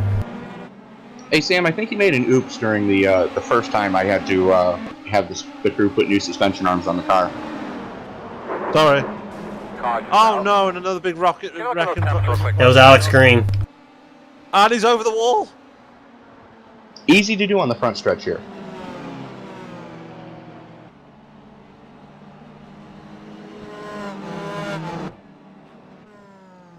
But yeah, no, the whole new rule about if somebody's in the pits, you stay in there as long as they stay in there. We don't have the same rule set for these cars as the big cars.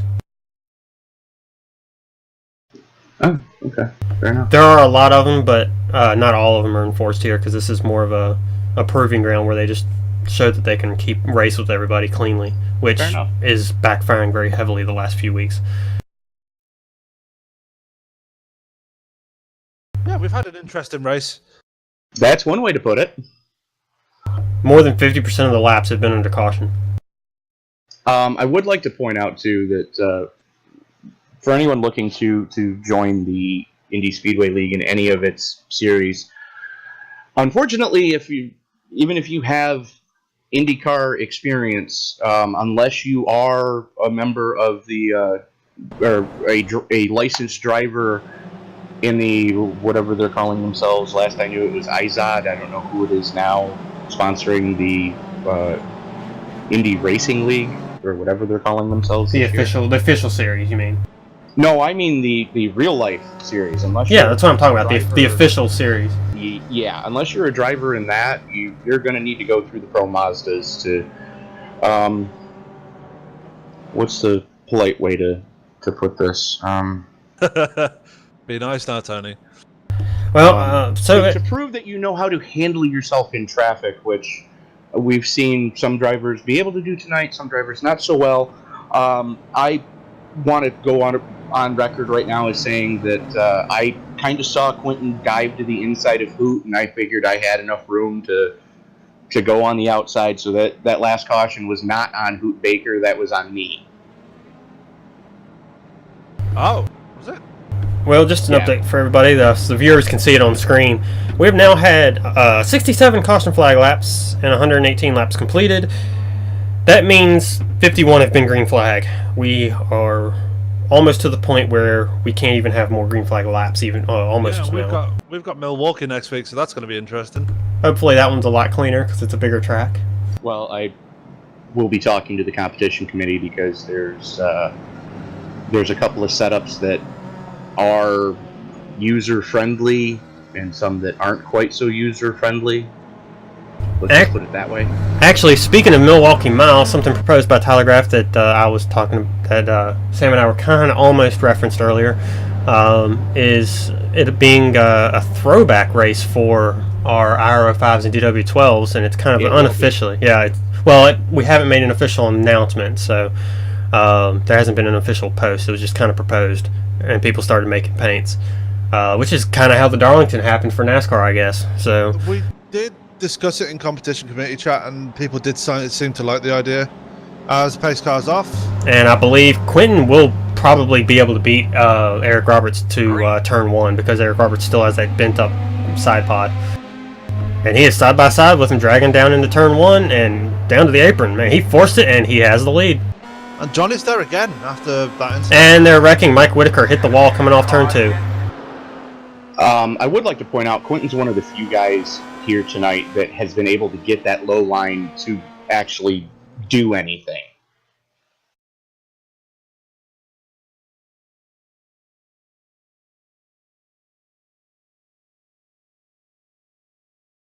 So yeah, back to while it's slowly catching up on the broadcast for the replay here as we're riding along the rear chase camera with Mike Whitaker. Let's see, it will be October 17th and October 22nd will be the 2 races where people will be riding around in either throwback paint schemes to older IndyCar schemes, or like myself using throwback logos for the sponsors they're running around in the cars. And throwback Formula 1 schemes have also been approved too. So basically throwback anything that will work, pretty much. Anything open wheeled. Well, I guess I technically don't qualify for that then. Oh, sure you do. You're fine. But I would like to point out that Phenomenal Motorsports already has their paint schemes in the works. Sam and myself have been busy painting the cars needed for the 2 series for those drivers. Tyler's working on NLRs, of course, as always. I think that's how it should be. There should always be 1 or 2 people per team that work on that team's paint schemes. It seems to do really well. We have our own responsibilities. There's a theme that Sam and I are being asked to stick to, and I find it quite amusing. The little stifled giggle there at the end kind of makes me kind of scared. Be afraid. Be very afraid. So yeah, for people who've been watching when Tony's been broadcasting the big cars, you might have noticed. I think you'll have what color does Tyler drive? He drives black and gold in that series too. You have Quentin, who instead of red, he's driving like a teal or something color. Mike Whitaker, of course, as always in the tie-dye car. I'm in orange and maroon. Alex is in Home Depot's orange and black. Yeah, so that week's going to completely screw me up. Yeah, because instead of orange and maroon, I'm going to be in a completely white car. Tyler's going to be in white and black. Well, Tyler's shown like 3 different paint schemes that he plans on running, so... Well, he posted both his DW12 and IRO5. He's posted both of those. I think he posted 2 that were DW12 schemes. As when we go green, it's going to be 25 to go. And I didn't get NOL again because that turn 2 glitch. 24. Again. That would be number 3 tonight then. Yeah. That's what caused Whitaker to wreck. It caused 2 in a row within 3 laps. I guess counting the caution flag laps, 7 laps of each other. We went green, ran 1 lap, and then Creighton Carter had it happen to him. Although I still believe he would have eventually come down into whoever it was. I can't even remember. So here we go. We're actually going to be going green with 24 to go. Quentin Young guns it. Eric Roberts, of course, with the damage, can't keep up. Tyler Vickery's on his outside as we get to the start-finish line. Wow, this field is really thinned out. I'm gonna call it now that unless lap traffic wads him, Quentin Young's got this race.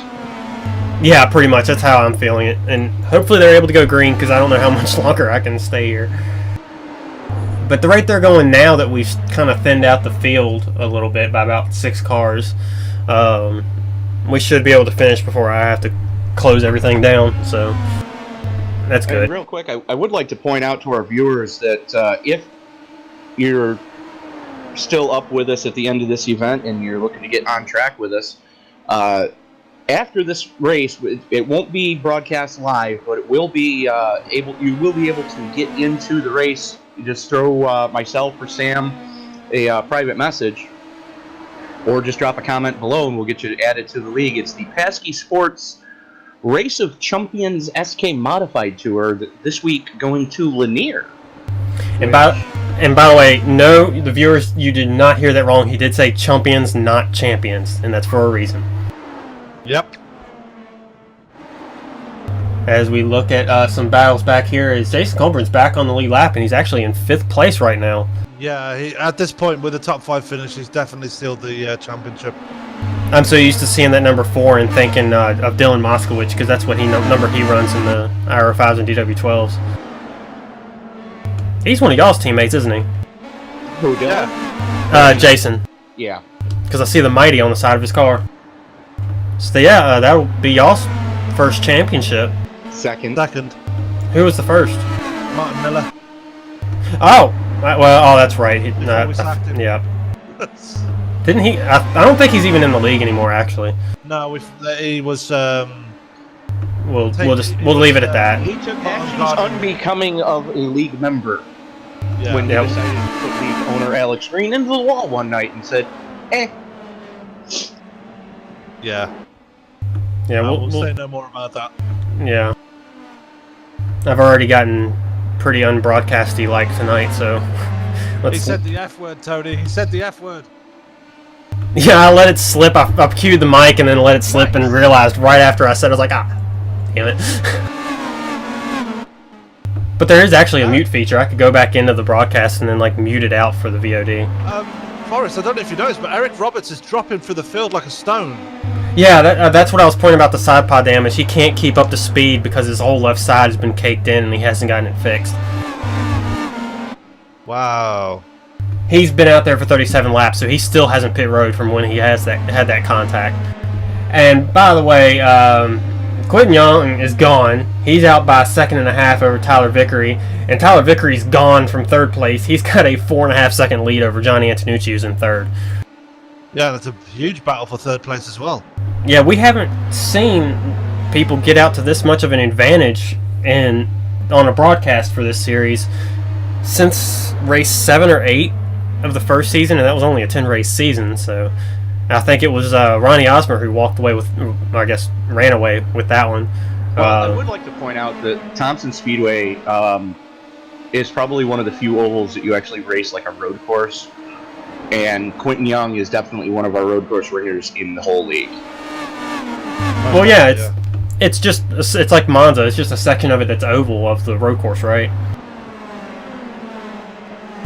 Like it's part of a road course. Yeah, if you take a look where you're crossing now, no, where the hell is it? Are you watching on the broadcast or are you watching live? Okay. It's at the exit of 2. There's actually supposed to be a crossover gate. No, I'm sorry. It's entrance to turn there it 1. is. The exit on the side. 1 and 2 actually lead you to the road course, which actually take you through the oval pit. So you use the backstretch and turn 3 and 4 of the oval, and then where the crossover gate is in 1 and the crossover gate in 2, those are actually the access roads to the road course. It's actually a really nice road course, and I'm very disappointed that iRacing didn't scan it. So Nim, Cross, if you guys are listening, please give us the Thompson road course, please, please, please. And the Legends Oval would be awesome. And the Legends Oval, if you guys don't see it, is the infield ring. Because crash car. Yeah. Because reasons. Yeah, because reasons, and yeah, that will be the because reasons 75 coming up next at Lanier. So just drop a comment below, and we'll get you added to the SK Modified Tour. And this already has been our longest green flag all night by like 20 laps almost. That's why it's been so quiet. I'm pretty shocked, to be Well, fair. he'll be 5 to go this time across the stripe. Yeah. And right now I just have it on Jason Colburn, who is pulled out to a 2.5 lead over Johnny Antonucci, who's in 4th. Jason Colburn is 6.5 seconds back from Tyler Vickery, and Tyler Vickery is 2 seconds back from Quentin Young. So it's not a close battle unless we have another caution, which at this point would end the race. With this, Jason Colburn finishing third, he'll be gaining 40 points over Dave Daniel. That will put him up to 101 point. No, 111 points. All he's got to do is just take the green and for the next 2 races. Actually, not even that. He doesn't even have to show up. He's the champion. Because he's going to have so much of an advantage over second place that even if that guy second place, 110-point advantage. yeah. Oh, I'm sorry. Yeah, no. Even if Dave Daniels collects maximum points, yeah, It's over. It's over. So Is he in- congratulations to. Is he in team speed? No, not right now. Please say in the Having to pit with 4 to go. Who's Johnny Antonucci. He was out there for 63 laps, by the way. Well, with all the caution flags. Yeah, I know, but that was the furthest anyone stretched it by about 15. Nobody had stretched it over 50 all night. And we have someone spinning on the backstretch. One That's the flag's race. already out, and that's the race. Can y'all say in the game for Jason to come into TeamSpeak so we can do the championship interview, since he's technically officially got it mathematically. There's no way he can lose it now.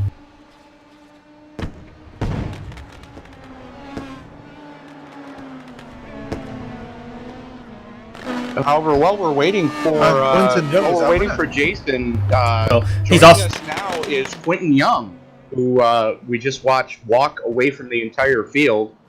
Definitely doing Team New York proud with the win here at Thompson. Yeah, I feel like I figured out a good line about second half of the race, and I felt like it really helped. I got a real good restart. Second to last green flag, I got a real good restart. Was able to jump Eric, which I think helped me out a lot on that last restart. Or it helped me out because I was able to get a good restart and clear him. But almost like a slide job going in turn 1, clear him and able to. Means I started on the lane choice for the second restart, and I just was able to use the top side and just walk away. Well, that's one thing we were talking about during that last restart. Is you were basically the only one I saw tonight who was actually able to get that low line working. I don't know if it was that. I timed the restart real good, and I've been driving hard off it. I was figuring out how I could drive real hard off into turn 1 and get the thing to stick relatively well. Yeah, you scared the F out of me a couple of times doing that. I just want to point out, Quentin, you're not smoking the tires at all. Yeah, you're burning the clutch out, bud. On our screen, you're just burning the clutch.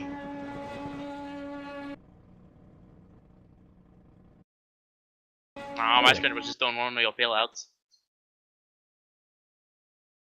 But yeah, no, you definitely had it figured out here tonight at Thompson Speedway. So good on you on that one.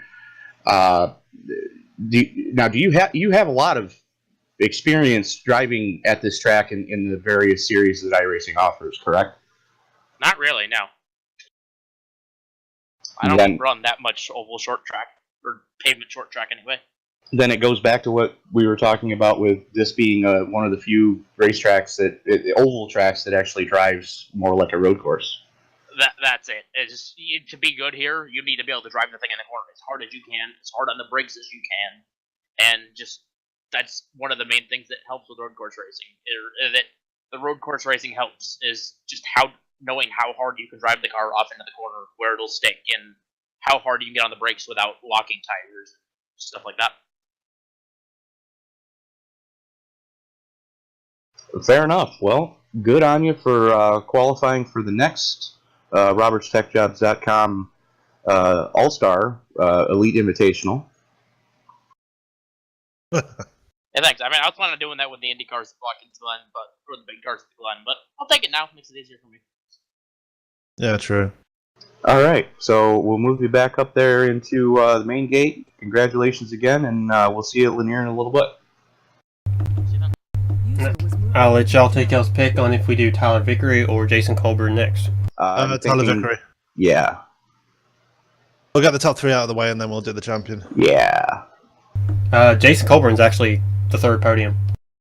Yeah, we'll get Yeah, Tyler out of the way. let's do Tyler first.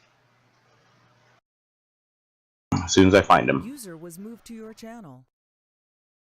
Tyler Vickery, Sam in the booth. You got me, dude? Yep, I got you. Great running at the end there, man. Getting through all the wrecks. How did it feel out there? How did your race go? At first, I thought I was going to be mediocre. I mean, granted, I qualified. I believe it was 7th. Start of the race was. I needed work to do on that one. I got to thank Ronnie for the help there. I'm so glad I'm on his team for Evolution Racing.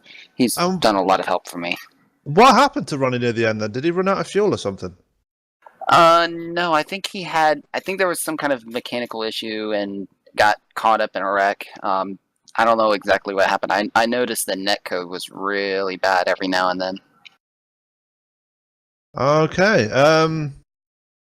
Yeah, you've definitely had an up and down race tonight. You were fighting all tooth and nail throughout the whole race. I mean, you had Ronnie with you the whole time, and you were just there the whole time, and finally managed to bring home a second place. I mean, were you expecting Eric to fade like he did on that restart? Because he was running up for second on the last restart, and he just fell backwards. Were you expecting him to do that or not?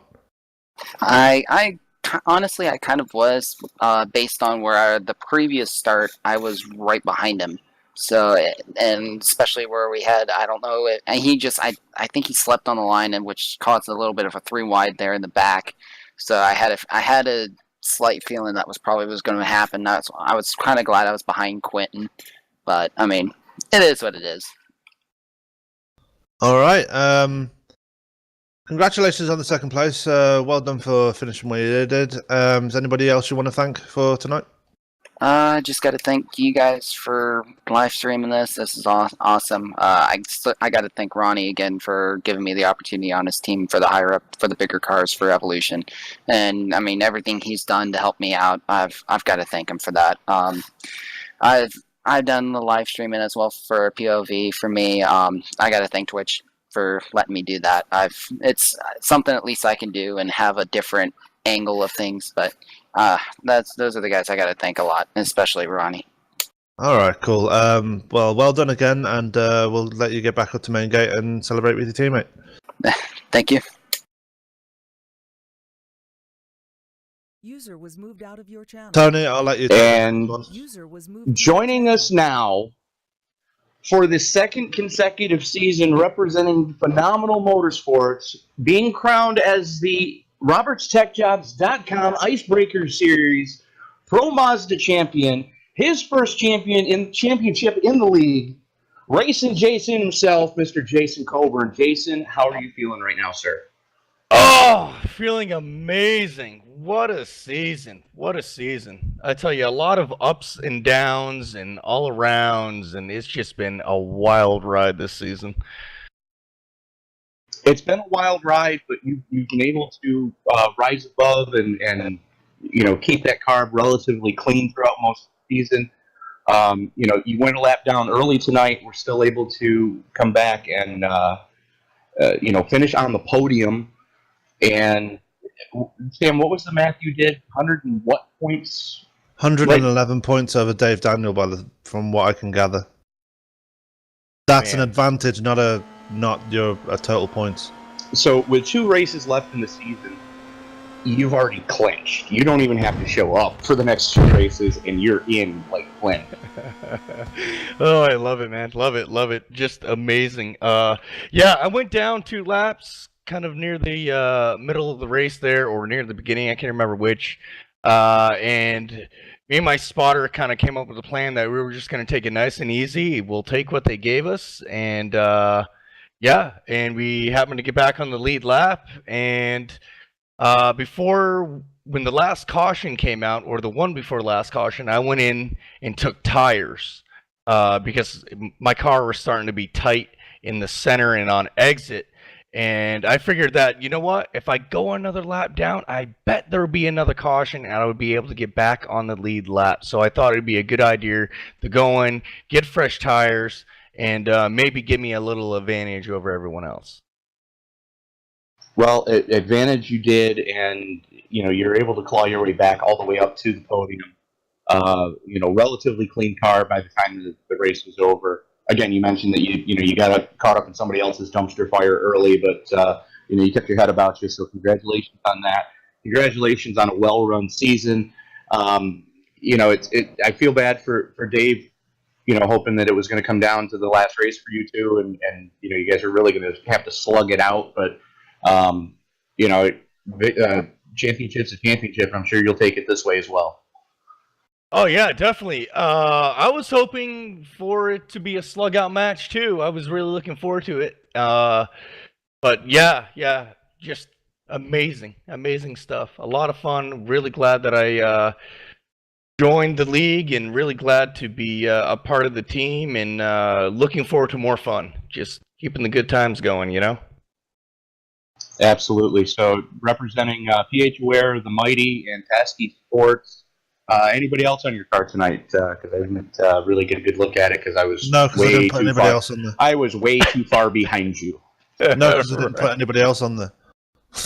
I was gonna say I don't even know what's on my car, so I just run it. That's all I do. Just a driver. Right. So representing Phenomenal Motorsports, just so you're aware, it's themighty.org and phaware.org. Pulmonary hypertension awareness, and the Mighty is a non-for-profit that does what's the phrase I'm looking for here, Sam? What? I wasn't paying attention. The Mighty. Oh, it's a charity. It's not a charity, but it houses a ton of charities. It's a clearinghouse for charities, but it's also a forum that people who are going through rough times as far as illnesses can get together with others to try to help come together as a community and help each other through the troubled times that what could be considered a terminal illness can sometimes lead to. So thanks Jason for running those colors and claiming the championship on behalf of Phenomenal Motorsports and PH Aware and the Mighty. Thank you guys. Really appreciate it. All right, I think that just about wraps it up. Jason, if you want to stay here, then do so.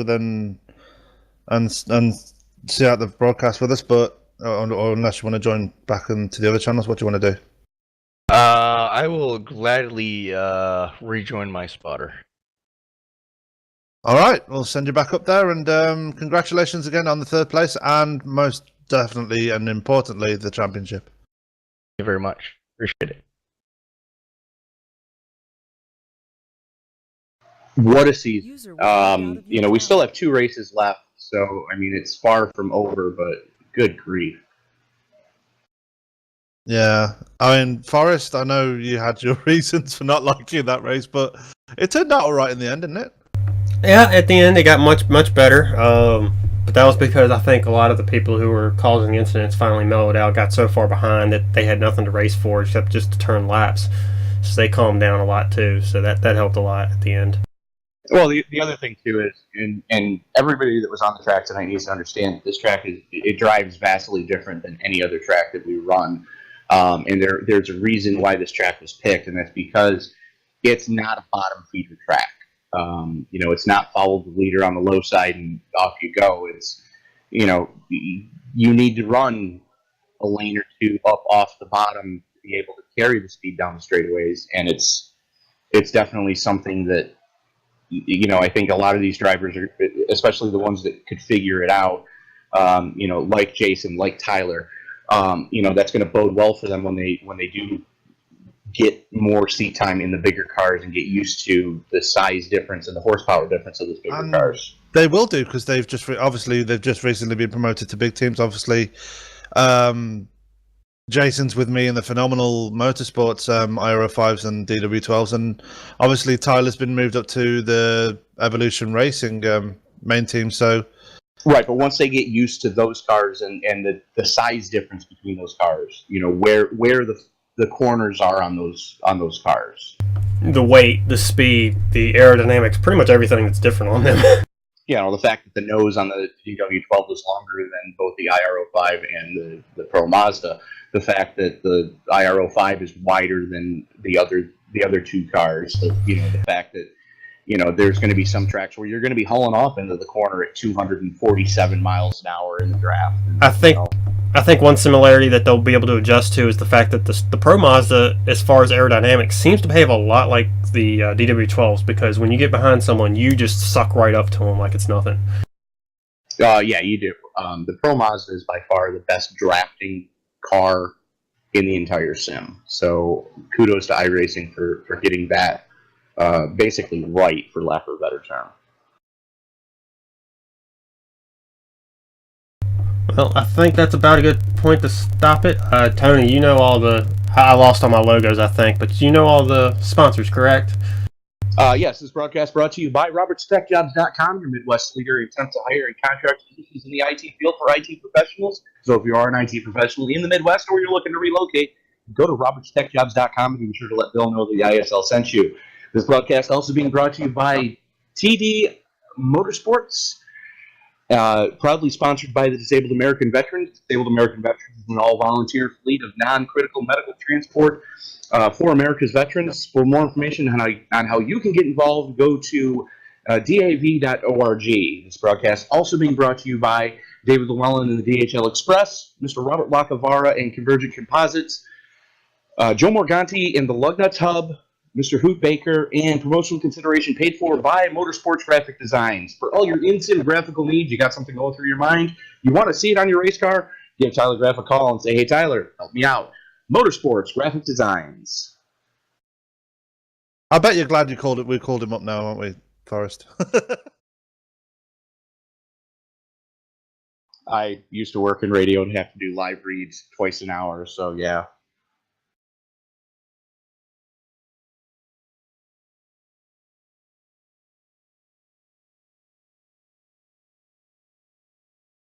You are correct, sir, and I will be beginning with a competition later this week to give them the safe setup that Phenomenal Motorsports had for the Elite Invitational.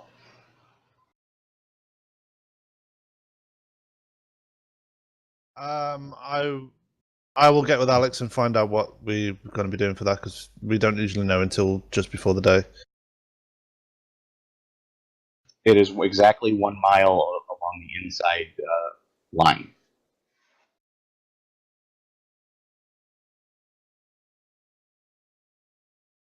I hope not. That was too much. Yeah, I'm thinking 100 or less would be good. And obviously we're only going to have, 50 laps in Indianapolis, so less than that, I reckon. What did we have last time? 50.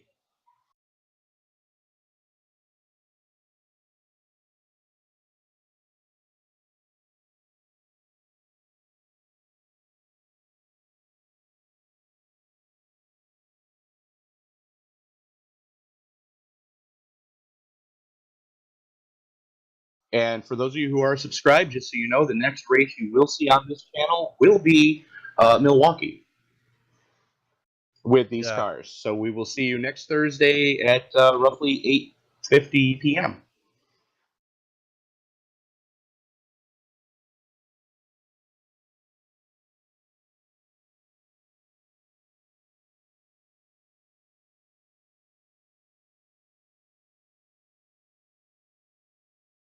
And if you guys will excuse me, I have to get my fat butt to Lanier to get some hot laps in.